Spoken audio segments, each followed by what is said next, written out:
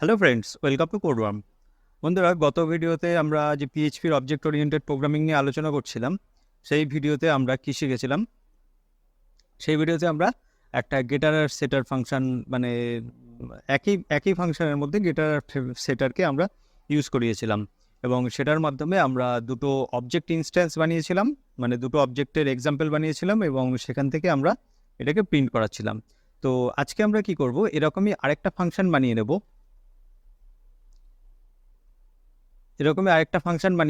আমরা ইমেলের জন্য। ঠিক আছে, তো আমরা ইমেল সেট করতে পারবো এবং সেই ইমেলটাকে গেটও করতে পারবো।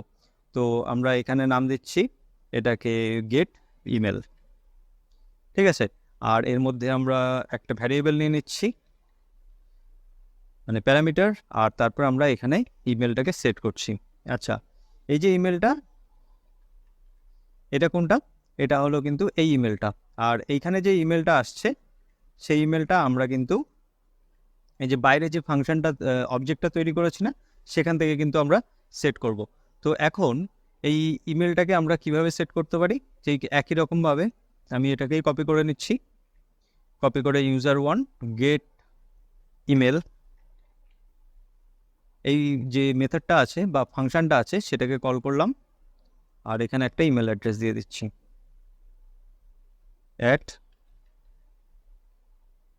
@gmail.com। আর এখানে এই একই জিনিস এখানেও আমি কপি পেস্ট করে দিচ্ছি, এটা হবে user2 এর জন্য। আর এখানে নাম হবে জন, না হয় বব। ব্যাস, এতটুকু। তো দেখি এখন আমরা রান করিয়ে। তো দেখুন, জন ডো তার ইমেল আর বব স্মিথ তার ইমেল। ঠিক আছে, এই পর্যন্ত আমরা বুঝতে পেরেছি।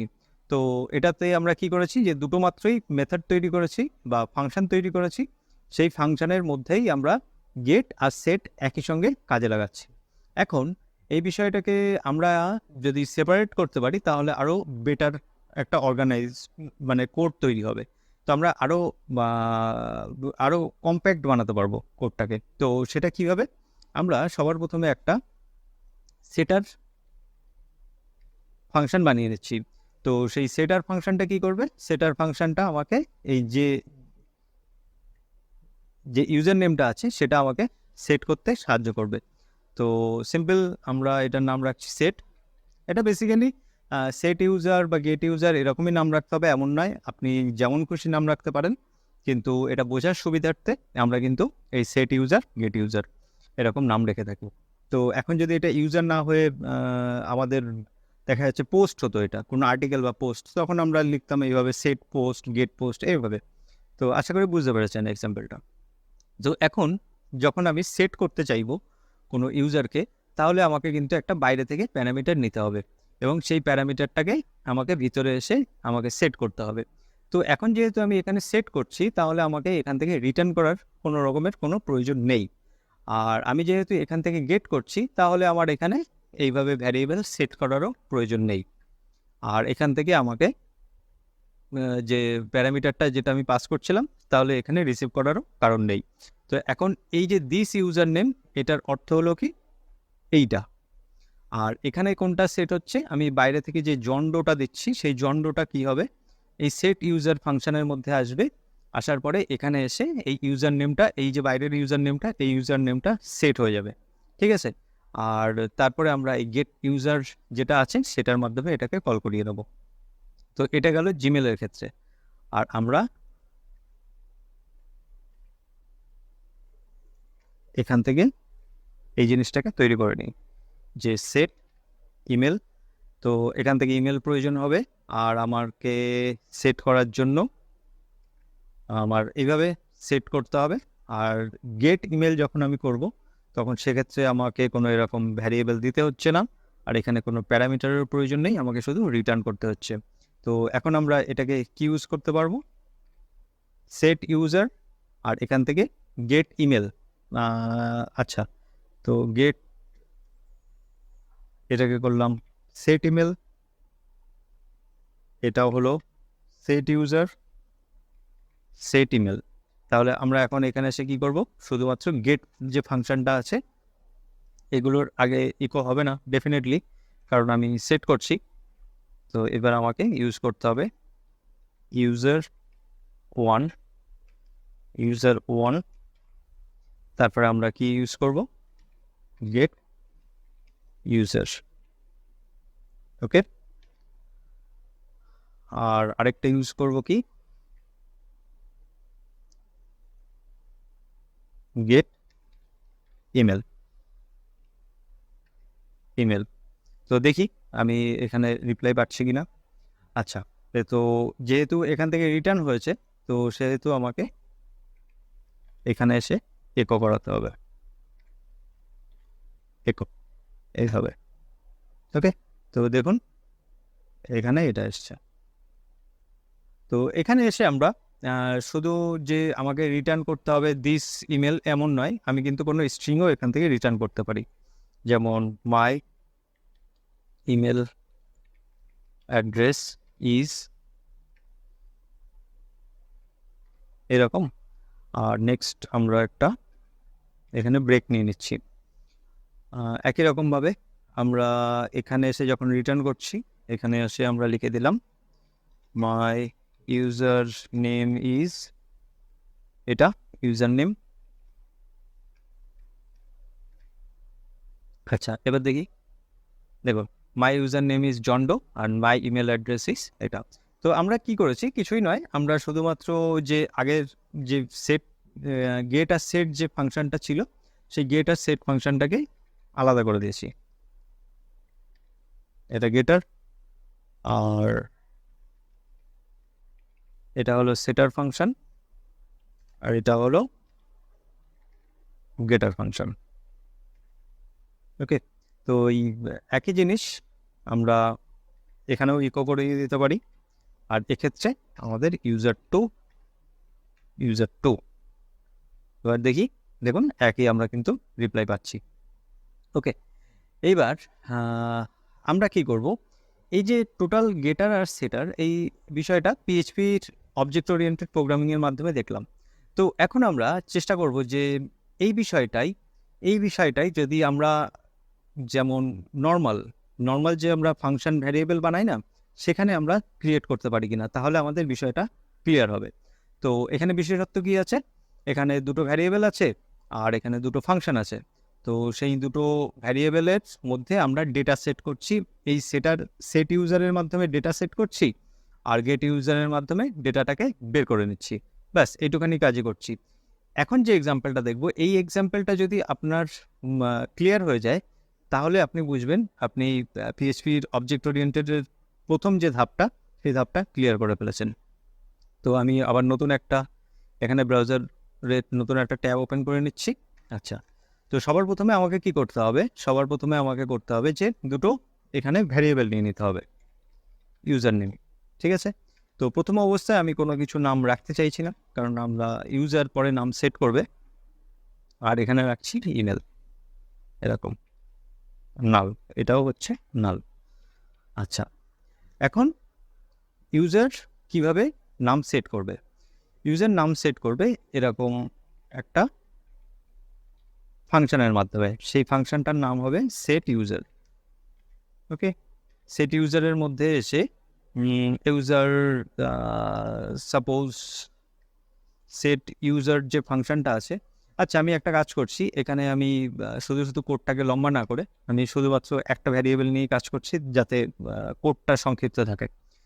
তো নাম আমি এখানে দিচ্ছি জন স্মিথ, এরকম নাম দিলাম।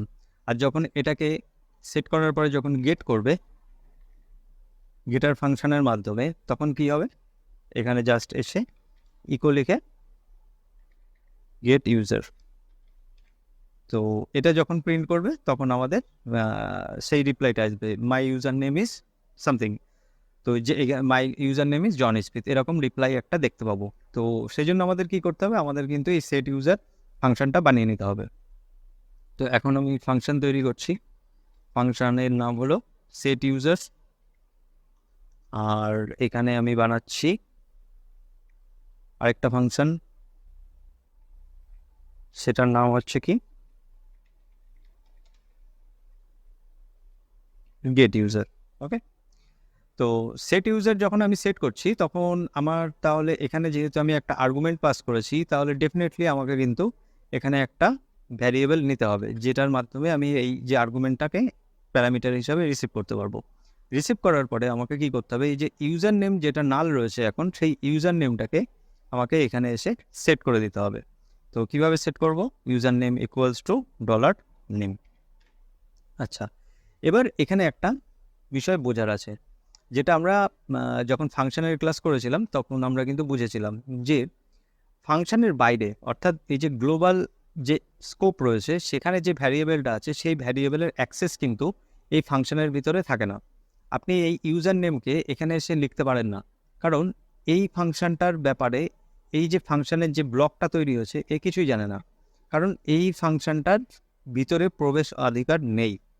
ওকে, এই ফাংশনটা এই ভ্যারিয়েবলটাকে ভিতরে ঢুকতে দেবে না, এক কথায় সাদা বাংলায়। তো সেই জন্য আমরা কিভাবে নিতে পারি, আমরা এই এই যে ভ্যারিয়েবলটা আছে এই ভ্যারিয়েবলটাকে আমরা গ্লোবাল এই কথাটা লিখে, এই কিওয়ার্ডটা লিখে নিয়ে নিতে পারি। তাহলে এখন কি হলো, এই যে ভ্যারিয়েবলটা এই ফাংশনের ভিতরে চলে এলো এবং এই ফাংশনটার অ্যাক্সেস আমরা পেয়ে গেলাম। আচ্ছা, ফাংশন নয়, এই ভ্যারিয়েবলটার অ্যাক্সেস পেয়ে গেলাম। এবার এই ভ্যারিয়েবলটা user name equals to name, তো এই নেমটা কোনটা হবে, এই নেমটা কিন্তু এই যে জন স্মিথ যেটা আছে না আর্গুমেন্টটা, এই আর্গুমেন্টটা সোজা চলে যাবে কোথায়, এই নেম, এই নেমের ভিতরে গিয়ে এখানে সেট হয়ে যাবে। ঠিক আছে, আর এই যে জন স্মিথ এখানে এলো, এই জন স্মিথ সমান সমান এই যে ইউজার নেম যেটা লিখেছি সেটা। তাহলে এখন ইউজার নেমের মধ্যে কি আছে, জন স্মিথ। এবার খেয়াল করে দেখুন এখানে বা এখানে কোথাও কিন্তু রিটার্ন বা ইকো বলে কোনো এখানে কিওয়ার্ড নেই, তার মানে আমরা এখানে ইকো করছি না, এখানে শুধুমাত্র সেট করছি, সেই জন্য এখানে আমাদের ইকো বা রিটার্ন লেখার প্রয়োজন নেই। তাহলে এইটা কোথায় করতে পারবো, এটা এটা আমরা এখানে এসে করব। কেন করব, কারণ দুটো ফাংশন যেহেতু আলাদা, দুটো ফাংশনের কাজ ভিন্ন হবে। তো এখানে এসে আমরা জাস্ট রিটার্ন করে দিচ্ছি, এখানে এসে আমরা রিটার্ন করব। কোন জিনিসটা রিটার্ন করব, এই যে ইউজার নেম, এই ইউজার নেমটা এখান থেকে রিটার্ন করব। এবার কিন্তু সেই আবার একই সমস্যার আমরা সম্মুখীন হব। কি সমস্যা, যে এই যে ইউজার নেমটা এটা কিন্তু গ্লোবাল আছে, তাই না? তো এই ইউজার নেমের মানে এই যে ভ্যারিয়েবলটার, এই ভ্যারিয়েবলটার অ্যাক্সেস এই ফাংশনের ভিতরে নেই। তাহলে আমরা কিভাবে নিতে পারি, একই রকমভাবে এই যে 5 নম্বর লাইনে লিখেছিলাম না গ্লোবাল, তাহলে এখানে এসে আমরা এই অ্যাক্সেসটা পেয়ে যাব। তো এতে করে আমাদের কি সুবিধা হবে, এতে আমাদের সুবিধা হবে, আমরা এই যে ইউজার নেমটা, এখন এই ইউজার নেমটা যেহেতু গ্লোবাল লিখে নিয়েছি, তার মানে এই ফাংশনের থ্রু থেকে আমরা যদি কোনো রকম পরিবর্তন ঘটাই বা এই ফাংশনের থ্রু থেকে কোনো রকম পরিবর্তন ঘটাই, সেই পরিবর্তনটা কিন্তু এখানে এসে রিফ্লেক্ট হবে। আমি শুধুমাত্র ইউজার নেম নিয়ে তৈরি করছি, আপনারা কিন্তু ইমেল বা একাধিক ভ্যারিয়েবল নিয়ে ট্রাই করে দেখবেন।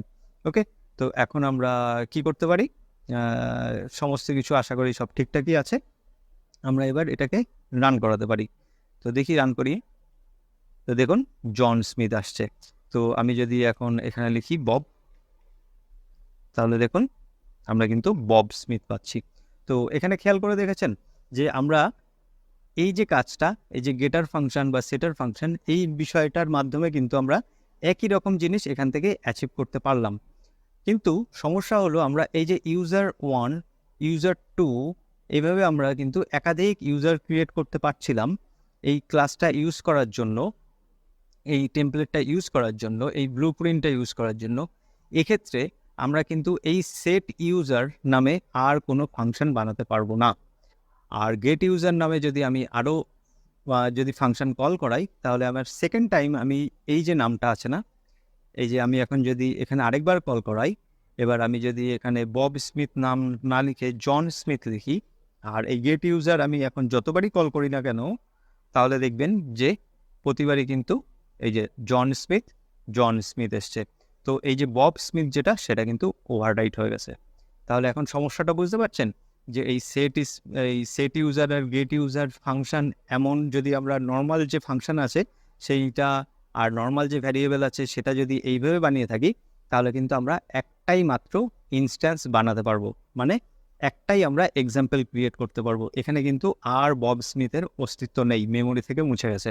তো বব স্মিথের জায়গায় এখন জন স্মিথ হয়ে গেছে। আপনি যদি এটাকে কল করেন আবার, আবার যদি কোনো নতুন নাম দেন তাহলে কিন্তু সেই নতুন ইউজারটা তৈরি হবে, বাকি ইউজারের নামগুলো কিন্তু মুছে যাবে।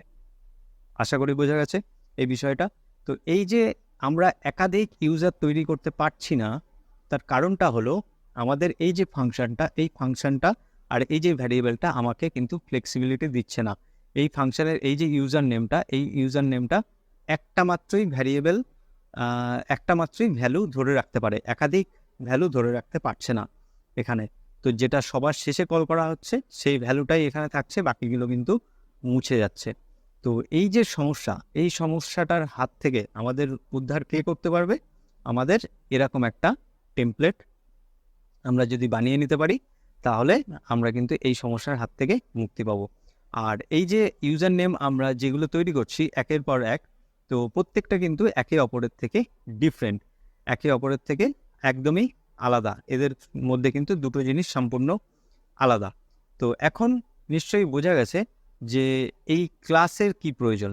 ঠিক আছে, খেয়াল করে দেখুন, আমি যদি এই সমস্ত বিষয়গুলো এখান থেকে একটু সরিয়ে দিই, এই যে এই পাবলিক কথাটা বা এই সমস্ত বিষয়গুলো, তারপরে এখানে পাবলিকটাকে সরিয়ে দিই, তো এই দুটোর মধ্যে এই যে পুরো যে কোডটা আছে আর এখানে যে পুরো যে বিষয়টা আছে, এই দুটোর মধ্যে কিন্তু খুব একটা তফাৎ নেই।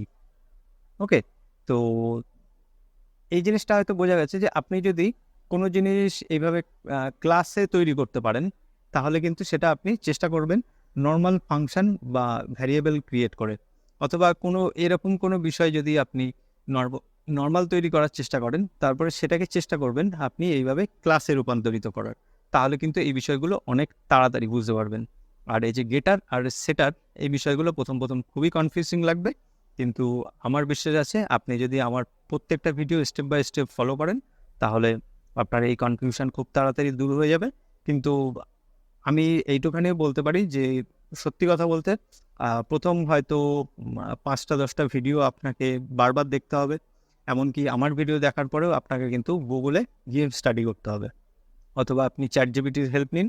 তো মেন কথা হলো আপনাকে শিখতে হবে, আপনি যেখান থেকে খুশি হেল্প নিতে পারেন, আরও 10 জনের ভিডিও দেখতে পারেন, কোনো আপত্তি নেই। একজনের ভিডিও দেখেই আপনি সব শিখে যাবেন এমন নয়, আর কোনো একজন ব্যক্তি সব কিছু আপনাকে শিখিয়ে দেবে এমনও নয়।